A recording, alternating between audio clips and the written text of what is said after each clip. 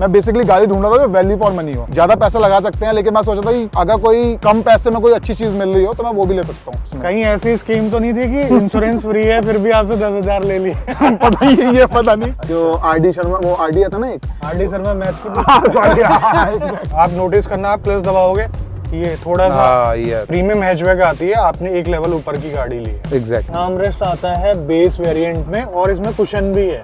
नमस्कार दोस्तों, आज की वीडियो में आपको बताऊंगा कि अगर आप चाहें तो काफी कम दामों में अच्छी गाड़ी भी ले सकते हैं, और ऐसा हुआ भी है हमारे नितिन जी के साथ, जो कि फ्रेम में है अपनी नई नवेली किया सोनेट के साथ, जो कि प्री फेस लिफ्ट है। अगर मैं इसकी कीमत बताऊंगा आप कहोगे वाह भाई क्या कीमत में ली है। ये ली है मात्र इन्होंने 7,62,000 में ऑन रोड। जो इसका एक्स शोरूम है 7,80,000 है, उससे कम में इन्होंने उठाई है। आपका बहुत बहुत स्वागत है चैनल के अंदर। और साथ के साथ इन्होंने सब कुछ करवा दिया है। इसमें 80,000 रुपए लगे मात्र, और 80,000 में इसमें क्रूज कंट्रोल भी लग गया और साथ ही साथ इंफोटेनमेंट सिस्टम भी मिल गया, छोटी मोटी एसेसरीज, फॉग लैंप वगैरह सब कुछ लग गई है। और ये है 1.2 लीटर वाला पेट्रोल इंजन, चलाकर भी आपको बताएंगे। और मुझे सबसे पहले ये बताओ यार कि इसमें डीलरशिप ने कितना डिस्काउंट दिया और ये इतनी सस्ती कैसे पड़ी? भैया बेसिकली मैंने ये CSG से उठाई है। तो जो इसका एक्स शोरूम है वो 780 है। ठीक है। तो अराउंड 1 लाख के आसपास तो CSG पे डिस्काउंट मिल जाता है हमको। प्लस जो इंश्योरेंस है उसमें उन्होंने कहा था कि 32,000 का है, बट मैंने जो पूरा किया तो CSG का डिस्काउंट है, आपकी तरफ से क्या रहेगा? तो उन्होंने इंश्योरेंस में मुझे 10,000 में ऑलमोस्ट सारे एडवांस डाल के प्लस RTI वो डाल के 10,000 में इंश्योरेंस किया है। मैं इनसे पूछ रहा था कि कहीं इन्होंने IDV वैल्यू तो कम नहीं कर दी। इन्होंने देखा तो IDV वैल्यू सही थी। 10,000 में इस गाड़ी का इंश्योरेंस हुआ है with zero dep, RTI include करके। टायर वेरिएबल सब कुछ ऐड ऑन है उसमें। कहीं ऐसी स्कीम तो नहीं थी कि इंश्योरेंस फ्री है फिर भी आपसे 10,000 ले लिए? पता ही ये पता नहीं, लेकिन उन्होंने 32 का 10 कर दिया। मतलब मैंने पटवागंज में भी पता किया था, वो 30 के आसपास ही दे रहे थे, बट इन्होंने ये वहाँ पे और डील कम कर दिया, मतलब 20,000 के आसपास मैंने और सेव किया। तो फिर मैंने ये कैनॉट प्लेस से उठाया था। किया डीलरशिप वालों ने इनको मना कर दिया कि भाई गाड़ी में डिस्काउंट नहीं मिलने वाला है, क्योंकि हमारी गाड़ी बिक रही है। नई वाली में कुछ ऐसा आपने इच्छा नहीं दिखाई, क्योंकि नई सोनेट भी अब CSD में मिलती होगी। उसमें ना टाइम लगता है, उन्होंने कहा था 4 मंथ वेटिंग रहेगा, क्योंकि पहले तो नई गाड़ी आएगी, बुकिंग होगी, फिर वो CSD की लिस्ट पे जाएगी। तो उसमें जो आपको वेरिएंट चाहिए वो CSD की लिस्ट पे अगर नहीं आया तो आपको और लंबा वेट करना पड़ेगा। और दिसंबर में कुछ डिस्काउंट्स वगैरह चल ही रहे थे, तो मैं सोचा नहीं, अब मन बना लिया है तो लेनी है, अब छोड़ो। नई पुरानी में क्या, बहुत ज्यादा अंदर भी नहीं था, मतलब कुछ लीक्स तो आ गए थे, तो कुछ फॉग लैंप्स वगैरह या डबल बैरल लाइट्स भी आ गई थी उसमें, बट ठीक है, सब कुछ सेम ही दिख रहा था मेरे को। इससे पहले कौन सी गाड़ी चला रहे थे आप? इससे पहले मैं ऑल्टो चला रहा था। ऑल्टो के बाद कैसा फील हो रहा है? बहुत बड़ा अपग्रेड है ऑल्टो से तो। मतलब ऐसा अपग्रेड होता ना कि कोई वैगनआर ले रहा है फिर आप किसी उस पर जा रहे हैं कॉम्पैक्ट में, मतलब बहुत ही ज्यादा अपग्रेड है मेरे हिसाब से तो। वैसे देखा जाए ये गाड़ी वैगनआर की कीमत में ही आई है इनके पास। अब मुझे एक बात बताओ, 1.2 लीटर वाला जो इंजन है ऑल्टो के कंपैरिजन में कैसा लग रहा है? पंची लग रहा है? उस ऑल्टो में ज्यादा परफॉर्मेंस अच्छी थी या फिर इसमें है आपके? हाँ, ये मुझे लग रहा है कि बैलेंस्ड है, दोनों बराबर ही हैं। अगर आप बहुत ज्यादा अगर रेव करते हैं इंजन को या सडन आपको एक्सेलरेशन चाहिए तो मुझे लग रहा है कहीं ना कहीं ऑल्टो भी आगे निकल जाती। बट प्राइस के हिसाब से देखें तो मुझे लग रहा है कि जस्टिफाइड है कि 1.2 है, ठीक है, मतलब नॉर्मल चलाने के लिए 120-100 पे क्रूज करने के लिए मतलब गुड इनफ। अब जानने की कोशिश करते हैं इन्होंने गाड़ी में करवाया क्या क्या है 80,000 में। आगे से बात करते हैं, आप बताओ क्या क्या करवाया आपने? एक तो ये मैंने LED करवाया पूरा। ठीक है, जरूरत से ज्यादा तेज तो नहीं जिसलिए आगे वाले बंदे की आंखें? बिल्कुल नहीं, सब लो बीम पे है, ये भी लो बीम पे सेट है। अच्छा। ये सब कुछ अराउंड ये 11,500 के आसपास का ये हुआ था पूरा हमारा। टायर्स चेंज नहीं करवाए हैं मैंने। तो इसके बाद मैंने जो लगवाया है इसमें अवतार के कंपोनेंट वगैरह लगवाए हैं, प्लस ये स्क्रीन लगवाया है मैंने, और ये पूरा मैंने चेंज करवाया है स्टॉक जो ओरिजिनल आता है। ये स्टीयरिंग में कितना खर्चा आता है क्रूज कंट्रोल एक्टिव करने में? भैया उन्होंने बेसिकली 2 चीजें बताई है मेरे को इस चीज में। पहला कि एक तो आप लोकल ले सकते हो 2,500 का। अच्छा। प्लस आप किया और Hyundai का जेन्युइन पार्ट ले सकते हो जो 4,000 प्लस 3,000 7,000 में टोटल लगेगा। 4,000 का ये क्रूज कंट्रोल और ये जो ये पूरा होता है इंफोटेनमेंट का, और प्लस ये जो स्टीरियो से कनेक्ट होता है। ठीक है। तो ये 7,000 में ये पूरा आपका लगेगा।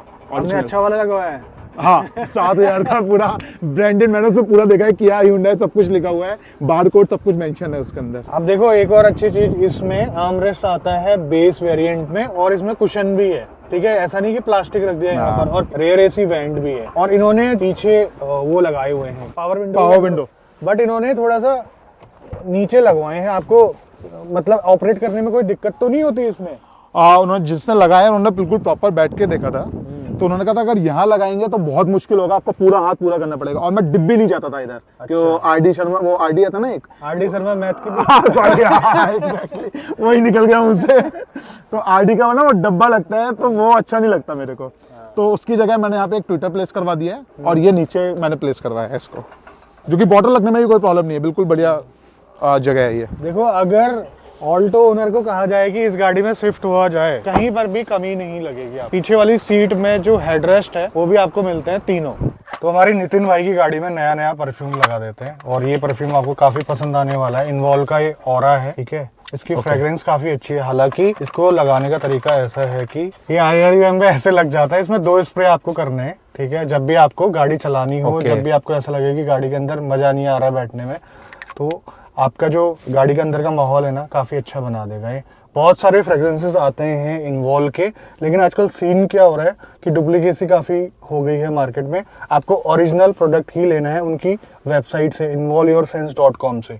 तो बहुत सारी फ्रेग्रेंसेस आती है, आप ट्राई कर सकते हैं वहां से, डिस्क्रिप्शन में मैंने लिंक दिया हुआ है। देखो ऐसा नहीं है कि बजट का इशू था, बजट फ्लेक्सिबल था। ये 15-16 लाख तक की गाड़ियां देख रहे थे पिछले 1 महीने से, जैसा इन्होंने बताया। जी जी ठीक है, कौन कौन सी गाड़ी देखी थी और इसमें शिफ्ट होने का मेन रीजन क्या था? मेरे दोस्त ने कुछ नवंबर में कुछ डील निकाली थी, तो उससे पता चला था कि दिसंबर में गाड़ियां सस्ती मिलती हैं। बिल्कुल है। उसने नेक्सॉन लिए थे, तो मेरा भी पहला मन था कि नेक्सॉन। तो मैं मोहन नगर पे है एक, फिर दिलशाद गार्डन में, तो सारे नेक्सॉन में घूम रहा था, तो एक्सी तो अवेलेबल नहीं हुई वहाँ पे। अच्छा। और वो मुझे ऑन रोड दे रहे थे 770 की, 7,70,000 की, तो वो भी मुझे वैल्यू फॉर मनी। मैं बेसिकली गाड़ी ढूंढ रहा था जो वैल्यू फॉर मनी हो, ज़्यादा पैसा लगा सकते हैं, लेकिन मैं सोचा था कि अगर कोई कम पैसे में कोई अच्छी चीज़ मिल रही हो तो मैं वो भी ले सकता हूँ। उसके बाद मैंने बहुत सारी ढूंढी, नेक्सॉन पूरी कंप्लीट करी, फिर मैं MG एस्टर पे भी गया, पर्पलगंज में गया मैं सोनेट देखने के लिए। बट वहाँ पे सारे शोरूम पे सबकी टेस्ट ड्राइव ली। हाँ, लेकिन यहाँ पे एक चीज़ और है, मैं जितने भी शोरूम में गया सबका बिहेवियर बहुत बढ़िया, सबने कहा कि भैया आप टेस्ट ड्राइव ले लो पहले, अच्छा गाड़ी तो आप बाद में देखना। सबकी टेस्ट ड्राइव ली मैंने, सोनेट उसकी भी ली। MG एस्टर में क्या था, 12 लाख ऑन रोड दे रहे थे, 1 लाख का डिस्काउंट वो भी दे रहे थे। बट वो CSD में नहीं थी, फैमिली हो गई थी कि यही लेनी है, बट वो CSD पे नहीं मिल रही थी, तो हमने कहा हटाओ इसको भी नहीं लेना अभी। तो वो भी 12 लाख ठीक था उसमें, मतलब वो वैल्यू फॉर मनी थी वो, लेकिन परफॉर्मेंस उतना नहीं था, चला के देखी थी। फिर जो सेकंड जो हमें सबसे अच्छी लगी वो थी XUV 300, मतलब दिल आ गया हम लोगों का उस पर। अच्छा। उसका जो वेरिएंट है W4 वो हमें पसंद आया, बट वो CSD में नहीं था, W6 से CSD चालू होती है उसकी, जो कि हमें पड़ रहा था 11 लाख, 10.5 लाख के आसपास।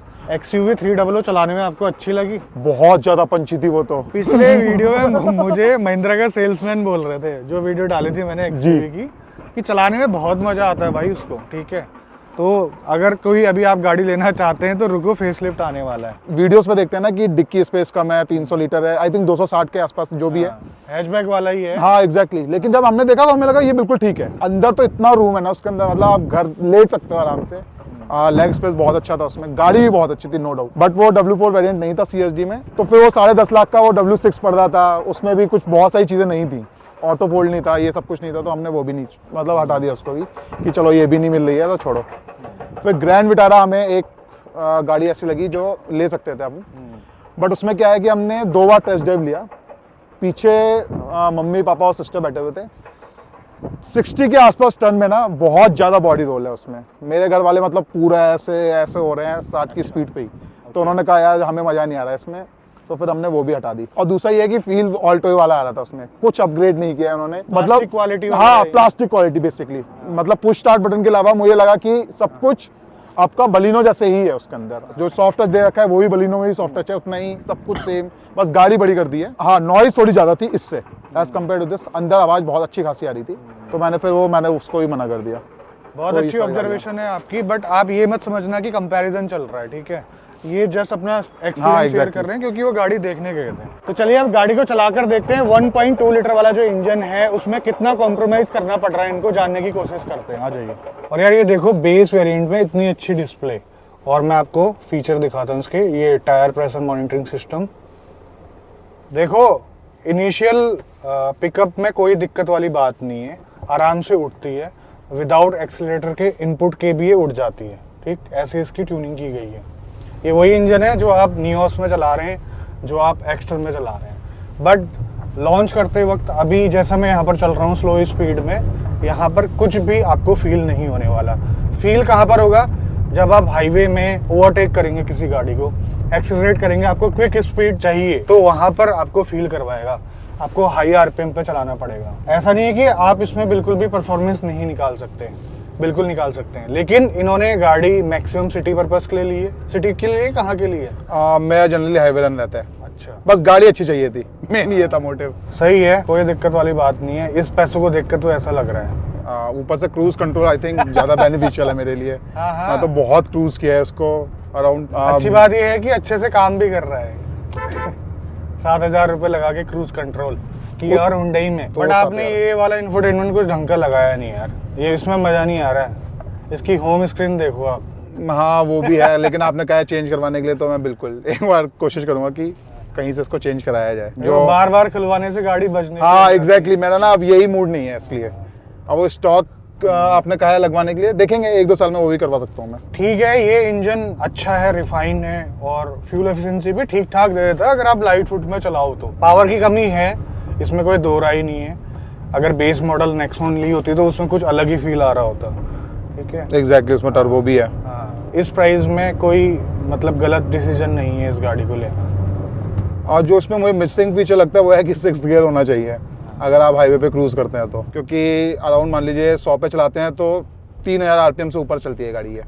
आपने 2000 किलोमीटर में कितने बार टैंक फुल करवा लिया है? 3 बार टैंक फुल करवाया, और मैं जनरली फुल ही रखता हूँ। मतलब रिजर्व में आने के बाद करवाते हो ना फुल? हाँ, रिजर्व में आने के बाद। हाँ, तो ये कितना एवरेज दे रही है इस हिसाब से मोटा मोटा? भैया हाईवे पे मैंने इसको 23-24 भी निकाल चुका वो तो हूँ। अलग बात है, आप हाँ। रीसेट करके आप देखोगे वो अलग बात है। ओवरऑल कितना दे रही अगर है? आप ओवरऑल निकालोगे तो 20 के आसपास दे देती है। मान लीजिए मैं यहाँ से आगरा जा चुका हूँ, अच्छा। अलीगढ़ 2 बार हो चुका है मेरा। कितने की स्पीड में? स्पीड फिर मैं नहीं देखता, जब खाली रोड है तो 120 भी चल जाती है। 100 तो मतलब 100 नॉर्मल है, वो मेरे ऑल्टो में भी 100 नॉर्मल है अगर आप हाईवे पे हैं तो उसके हिसाब से अगर आप देखेंगे तो 19 के आसपास दे देती है ये। अब देखो इसकी ट्यूनिंग इस हिसाब से करी गई है ना। अब जैसे मैं एक्स्टर चलाता हूँ, एक्स्टर में क्या है कि अगर आप गियर चेंज कर रहे हैं, एक्सीलेटर पेडल को छोड़ते हैं, आरपीएम तुरंत डाउन हो जाते हैं। इसमें क्या है कि आप नोटिस करना, आप क्लच दबाओगे ये थोड़ा सा, हाँ ये आता है जी, हाँ। बिल्कुल एग्जैक्टली। ये हमेशा पावर जोन में रहे, इस हिसाब से कोशिश की गई है। फ्यूल सप्लाई भी ज्यादा जा रही है, तो उन गाड़ियों में अच्छा एवरेज देगा इंजन, इसमें थोड़ा सा कम देगा क्योंकि इस हिसाब से इसको ट्यून किया गया है। ये प्रॉब्लम मैंने तभी देखा था जब मैं इसको हाई रेव करता हूँ। जनरली मैं चलाता नहीं, अभी नई गाड़ी है तो मैं आराम से चलती है, हाईवे पे तेज चलती है, मतलब 140 के आसपास भी टच किया है, क्रूज पे ही टच किया है, तो ठीक है। स्टेबिलिटी भी मुझे अच्छी लगी, हार्ड सस्पेंशन है तो सही है। हाँ एग्जैक्टली। लेकिन वो सिटी के लिए मुझे फिर लगता है कि बहुत ज्यादा छोटे मोटे गड्ढे होते हैं ना, वो पता चलते हैं। अब यही है ना कि ऑल्टो अपग्रेड हो रहा है ना, वो सब कुछ सही लग रहा है। ये हॉर्न भी चेंज करवाया था आपने? नहीं, स्टॉक हॉर्न है, क्रेटा वाला हॉर्न आता है इसके अंदर, जो सबसे ज्यादा परेशान करता है। अब देखो 4 एयर बैग इसमें मिलते हैं, अप वाले में तो 6 आ गए हैं, ट्रैक्शन कंट्रोल वगैरह सब कुछ मिलता है, तो कोई दिक्कत वाली बात नहीं है। सेफ्टी फीचर्स के मामले में बहुत बढ़िया डिसीजन है भाई, आपका दिमाग लगा लिया। अब देखो रही बात ये कि डिस्काउंट इतना कैसे, कैंटीन की वजह से। आर्मी में घर में कोई है तब तो फायदा मिलेगा, नहीं तो नहीं मिलेगा। ठीक है, अगर ओवरऑल कहा जाए ना इस प्राइस रेंज में अगर आप देखें तो वैगनार, इग्निस जैसी गाड़ियां आती हैं, प्रीमियम हैचबैक आती है, आपने एक लेवल ऊपर की गाड़ी ली है। एग्जैक्टली बिल्कुल। तो दोस्तों यही था, ऐसा दिमाग लगा सकते हैं आप हर साल दिसंबर में। ठीक है, बाकी गाड़ियों में डिस्काउंट भी मिलते हैं। तो आज की वीडियो में बस इतना ही, मिलते हैं बहुत जल्द आपसे एक नई वीडियो में। तब तक के लिए बाय बाय, ख्याल रखिए अपना, भारत माता की जय, और थैंक यू सो मच यार आने के लिए आप दोनों। Thank you, bye.